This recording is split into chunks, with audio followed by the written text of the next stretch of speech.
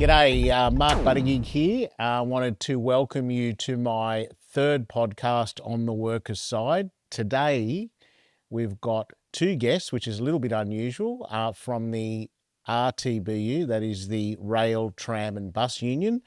And the reason we've got two guests is because we've got two very hands-on leaders of that union. I've got Toby Warnes, the secretary, and Craig Turner, the president. G'day, fellas, and welcome. Good afternoon, Mark. Yeah, thanks, Mark. Thanks for having us. Thanks for coming. Really appreciate it.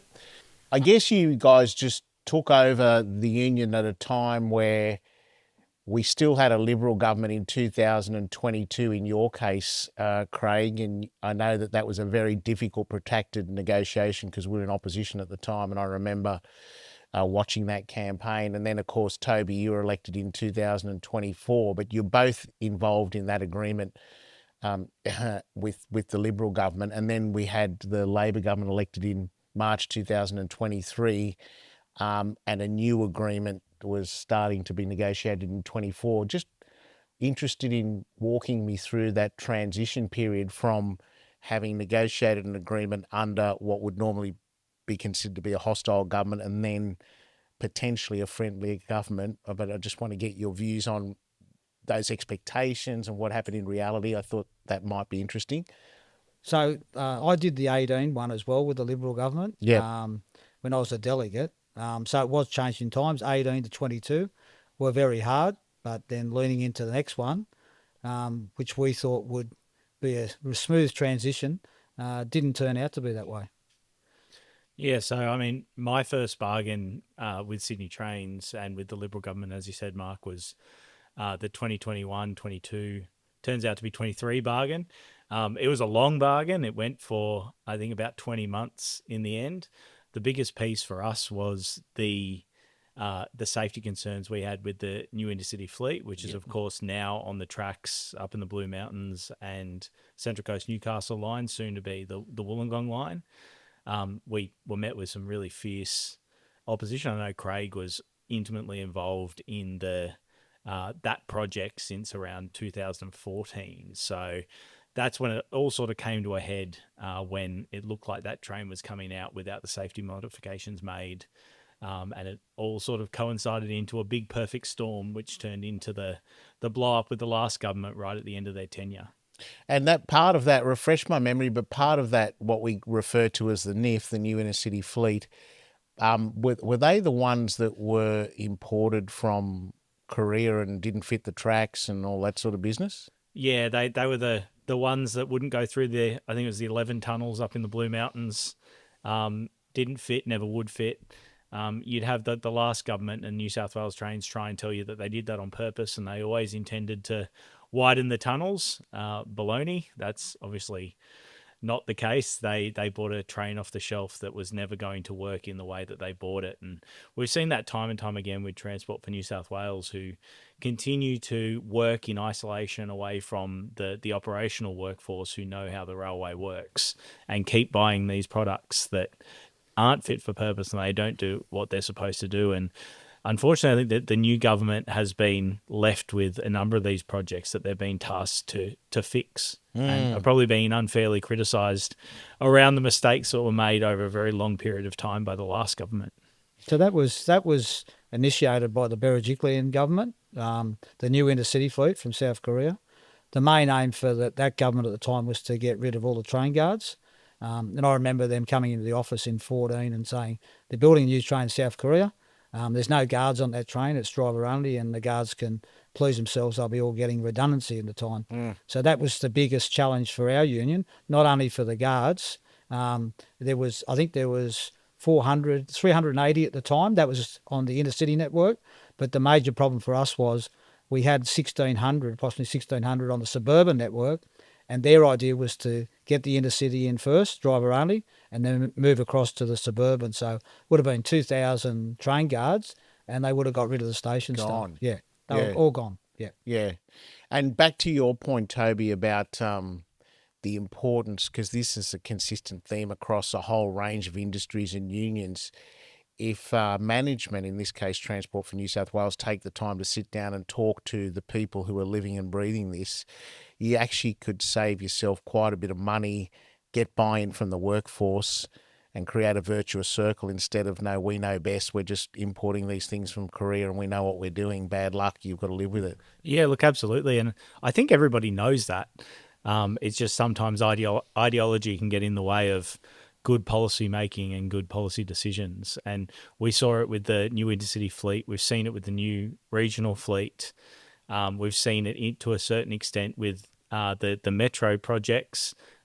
Particularly, for example, I read this morning that one of the big issues with the Western Sydney Airport Metro has been that there weren't enough fire escapes built and designed into the infrastructure design, which is also a project of the last government. So when you don't talk to the people that actually do the end work or the end users, then you're bound to make mistakes. And putting it in the hands of an agency like Transport for New South Wales, you're almost guaranteed to make mistakes.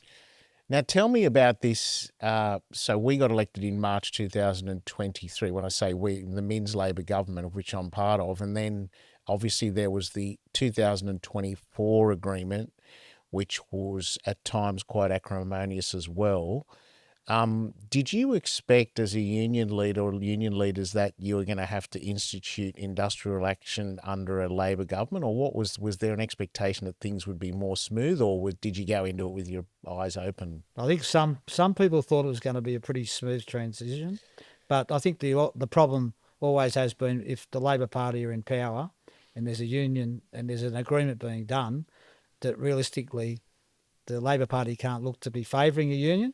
So a few of us knew it wouldn't go that, it would be half and half, but we didn't realise how far that extent would go out and what we faced, and we faced a lot of opposition in that. And don't forget, we ended up in so many court cases, more court cases than we did, ironically, with the Liberal Party. We were in court every week, and that really cut some of us up. And as being member, for myself as a member, long-term member of the Labor Party, I took it pretty hard actually, and I did send some emails in at the time saying that. But yeah, it wasn't a smooth transition, but it is what it is in the end, and we got the job done in the end. You certainly did, and under difficult circumstances too, because let's be honest, people don't like not having their trains running on time or delays to their commuting to work. So it's very, very difficult because the media sort of piles on and you're portrayed as these sort of devils incarnate. But your membership stuck with you, and as I say, instituted that industrial action. Can you tell us a little bit about you're known as a union which is very bottom up? In other words, the members take control, obviously guided by the leadership, but just interested to know how that process works. Yeah, look, so we often get quite a bit of criticism about it actually, but something that we're really quite proud of. We have a substantial, we call them the EA bargaining team, which is made up of workplace delegates across the network. I think this enterprise agreement, we had between 35 and 40 delegates that would variously sit at the table. At any time, you'd probably at least have about 25, and they come from all sort of classifications across the railway, be it drivers, signallers, guards, the guys in infrastructure, salaried staff, managers, station staff, cleaners. Everybody's represented at the table. And of course, it's not just us. There's 4 other unions that sit at the bargaining table. So the entire bargain is very much driven from the ground up. And then behind that EA bargaining team, we have very, very extensive delegate structures that are elected every 4 years in our AEC elections. It's a big undertaking in our union election, and they get elected from sort of each depot, from each workplace, to represent people, the membership at bargaining, but also in peacetime, as we call it. And they make decisions that are mandated by our rules that bind people like Craig and me and the other elected officials in the union in terms of how we do our jobs. Yeah. Yeah, we're very democratic. I mean, when it comes to an EA, we put out a survey to all of our members. They send in what they want, and of course, we have no part of that at all. We go on what the members do. But I think what kept us in very good stead in this hardest bargain with the Labor Party was our bargaining team was made up of a lot of long-termers. There was a fairly number of new members that came in, or delegates, but a few of us have been on the last 4. A number have been on the last 3, which really helped, especially when the pressure was on. And you ended up getting an exceptional outcome in the end. Do you want to just relay those figures again? Because I remember seeing them at the time and thinking, geez, for all the hoo-ha, the members stuck together and they really got a good outcome. And I suppose it's illustrative of the union movement keeping the Labor Party honest when they're in government. We've seen it in Queensland and Victoria and now New South Wales, but the outcome was quite exceptional in the end, wasn't it? Yeah, it was, Mark. And I mean,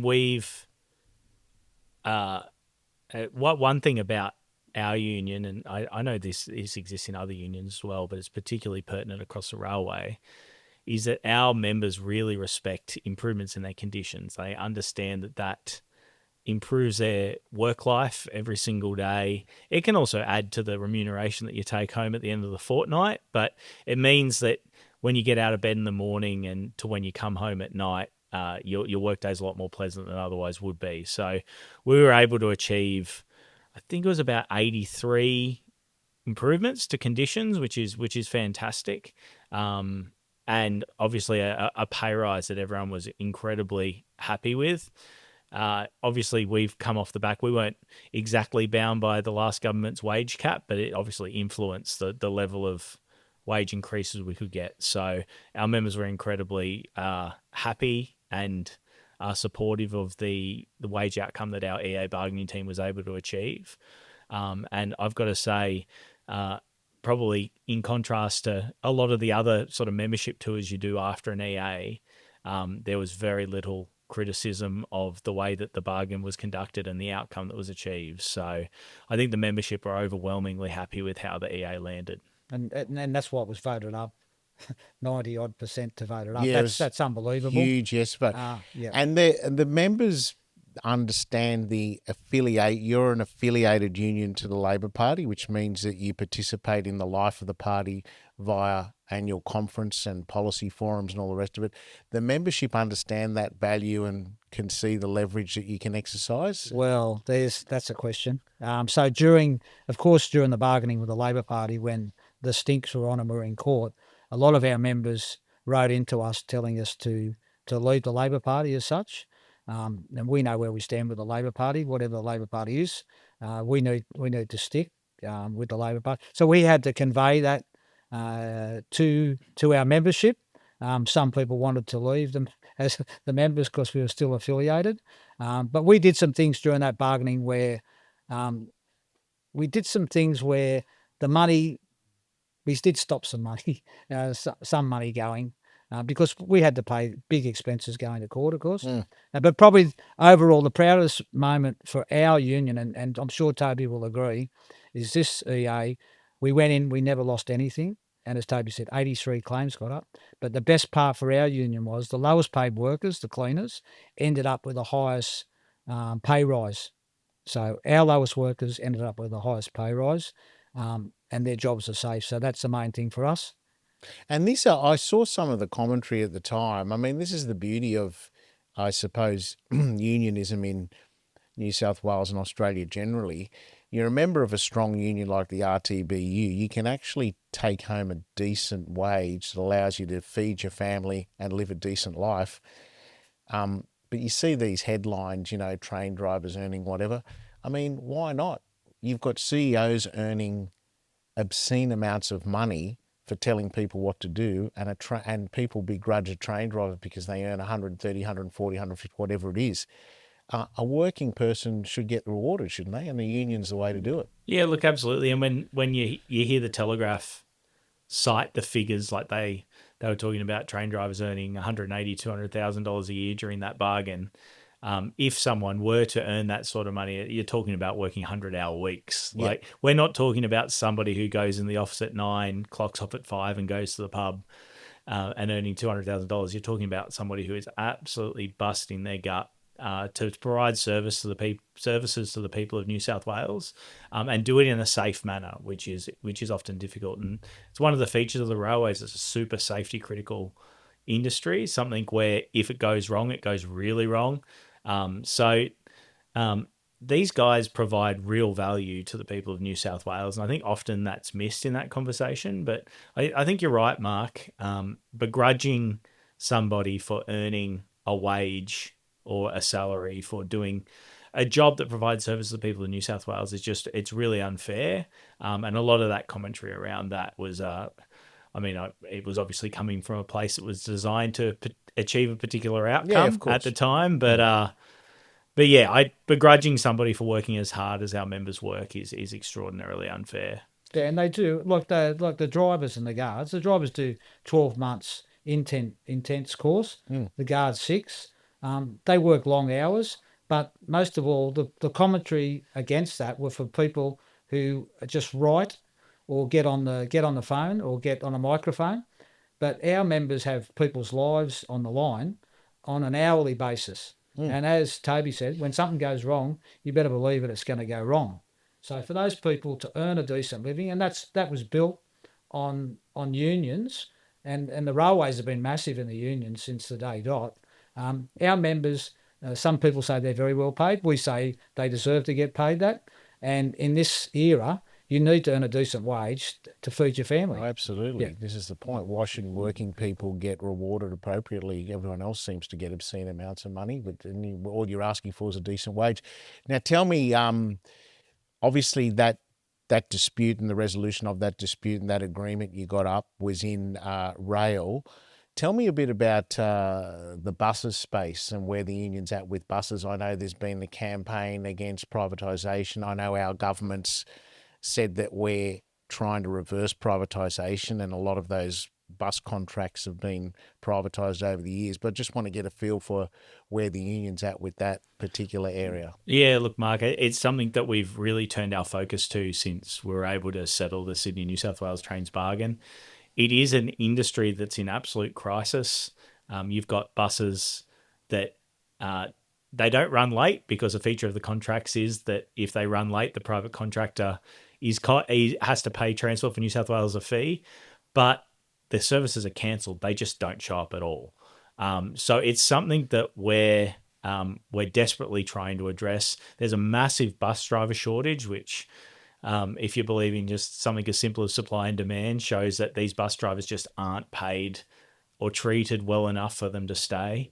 Obviously, the housing crisis plays into it as well, where one of our regions is the eastern suburbs of Sydney, and most of the drivers who work in it's Region 9, so over in this is sort of Coogee, Maroubra, Bondi, Vaucluse, those sorts of areas, they're living in southwest Sydney, so they're travelling an hour and a half, spending a lot of money on tolls to get to work to perform a job that they're earning $30 an hour to perform. So we're pushing really hard, and we're having conversations and having reports prepared in terms of what the failure of privatisation is, but also try and put options on the table for the current Labor government to try and address the crisis, because it is a crisis and it's not going to fix itself.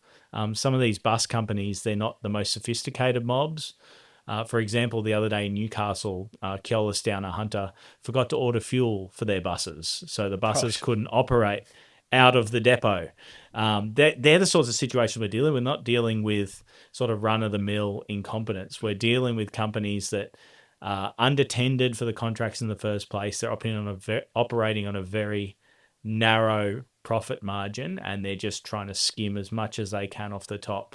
Until hopefully, inevitably, the contracts end and the work is brought back in-house. So it's something that we're pushing extraordinarily hard for, and I'm hoping you hear a lot more about it this year, Mark. That's our main focus. I mean, people have got to realise, people of the state have got to realise these contracts are very watertight. We pay, the taxpayer in New South Wales pays for the fuel. We own the buses. We own the property they're at. And all this the private mobs get is they skim off the top. We pay for the whole lot, and the private company gets money out of a contract. Yeah, and then a substandard service to boot. The public's not happy. You know, you wonder why we bothered in the first place. But hopefully we can learn from the lesson and maybe undo it, pending those contract roll-offs. I wanted to touch on something that you raised before about the collectivism with other unions. You're a union who's used to dealing with working hand in glove with other unions, particularly through the combined rail unions. But I notice also you've given a lot of help outside your industry. The one that springs to mind is the timber workers, for example. I just want to get the philosophy of the union and why you think that's so important, that the union movement supports each other within an industry but across industries as well.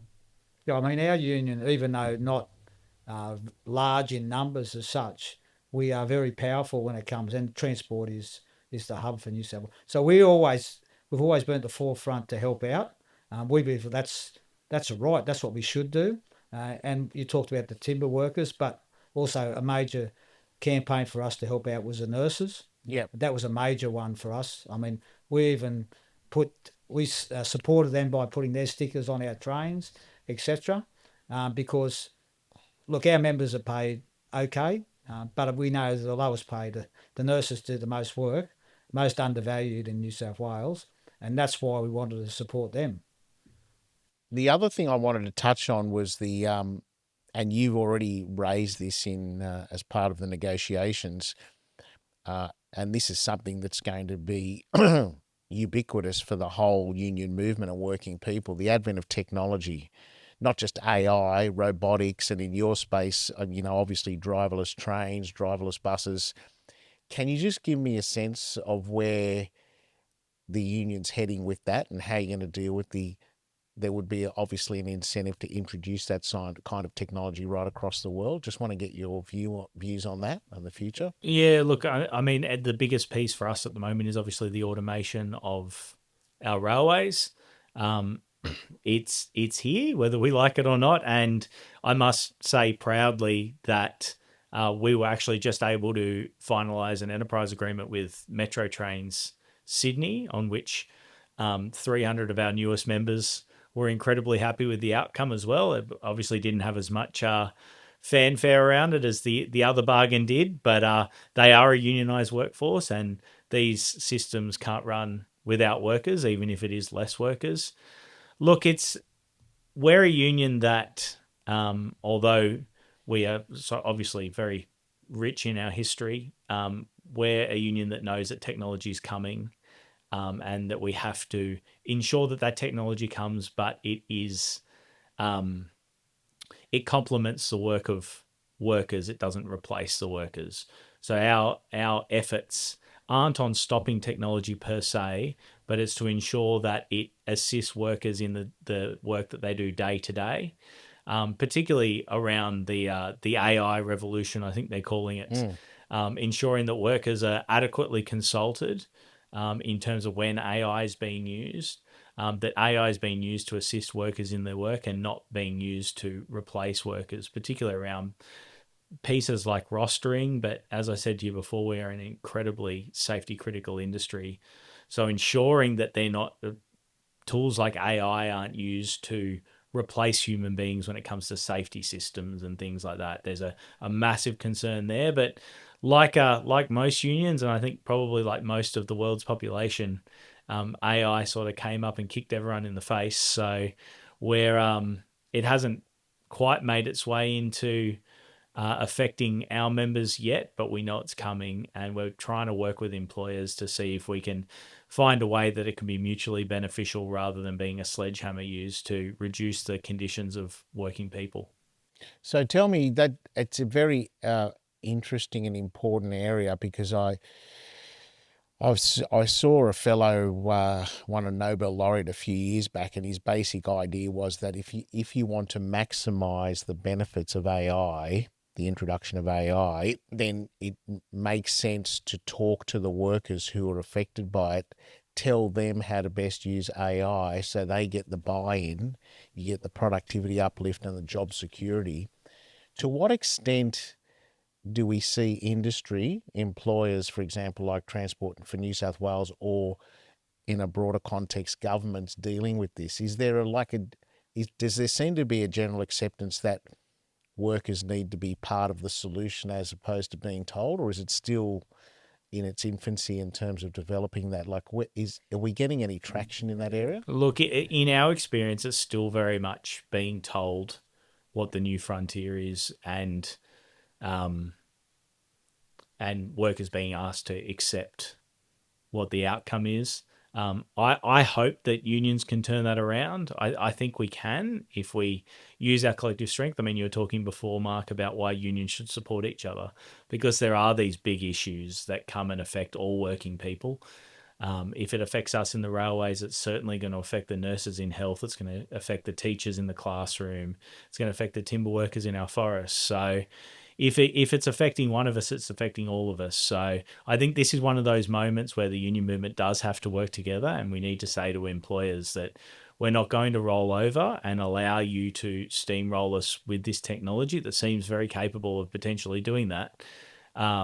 You need to work with us to see how that technology can work with us to increase productivity and to allow us to share in those productivity benefits. It's probably something that I neglected to mention to your last question, Mark, is that's another important piece, is that this is coined as one of those big moments where productivity is going to shoot up again after a period of relative stagnation.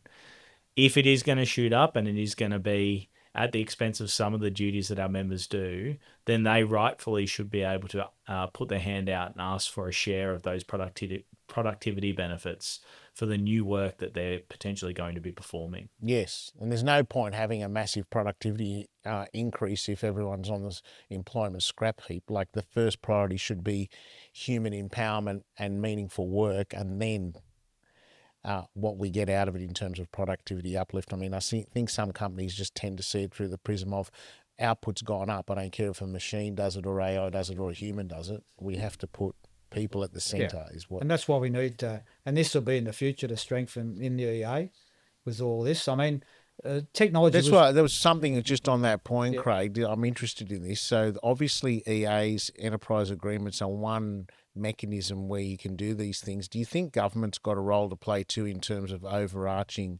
legislation? Of course they have. That's part of their role in government. They need to look very closely at it.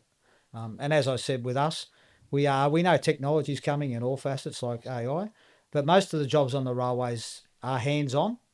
They're dealing with the public, which makes a difference. Technology can improve. We're happy to work with technology, and we think it could enhance a lot of our members' jobs as well. So, no, we just keep a close eye on it. Yeah. Finally, I just thought I might wind up by asking you your view on the union movement in general. There's a lot of criticism from people who don't necessarily understand the value of unions in terms of, well, are they really relevant? Why should I join a union? Membership's declining. I mean, I think today's podcast has shown how valuable it is to be a member of the RTBU. But more generally, what would you say we need to do as a movement to expose people to the value of unionism and get union membership up? Because it's not like when I was a kid, you walk into a first-year apprentice at Sydney County Council, if you join the union, it's one of the first questions I got. That culture's not there anymore. Just wanted to get your views on what we need to do as a movement going forward. Yeah, look, we're probably not the best union to ask about it because we do still maintain quite high density in all of our industries. But from a broader point of view, there's always, and it's going to sound like a cop out, but there's education. Like we have our kids going through school now who don't hear the word union once in their entire education. And I think that goes to a broader point. I think our syllabus in our schools is missing a civics education in this country, teaching people about how our governments work, how civil society works. So that would help to begin with, because I think there's actually been, and the figures are still coming out on it, but there's been an uptick in union membership over the past couple of years. Yes. And that uptick's coming from young people. And that it may be the economic conditions that we're facing. It may be the rough end of the stick that young people have with housing, or just the rough ride that young people are getting in general. But they're certainly joining their unions in droves. So I hope we're seeing a turnaround there. I think it probably takes a generation to lose that cultural aspect of unionism. It probably takes a generation to get them back. So hopefully we can turn it around on the education piece. in terms of a practical way that unions can start attracting people back to them, I think the RTBU in particular has been looking very carefully at benefits so we can provide our members. And when I say benefits, I don't mean insurances or things like that, but benefits that union members get that are above and beyond what non-union members get. I mean, it was a legacy. I believe it was Howard that did it, where and it probably came before then, but when they outlawed bargaining fees and things like that, it took away this incentive of people to join unions, and people took it for granted that these pay rises would just come along, or these improvements in conditions would just come along. And I think unions probably went along with the ride a little bit too much. Yep.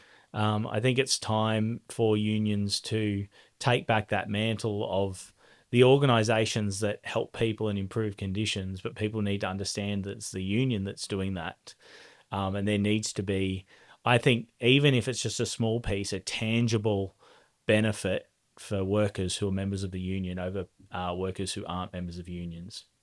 And I think some unions have led the way on this, and I think you guys are involved with it too, like the training aspect as well, vocational training, like because you've got the subject matter expertise in your particular case, transport, where the intellectual property is with your members, so it makes sense that they are involved in the training. And if the union's giving a young person their vocational training, that's a big incentive too to join the union. Yeah, and I've got to agree with Toby. It's got to, the union movement's got to look at the education part. I mean, I sign up members on a weekly basis.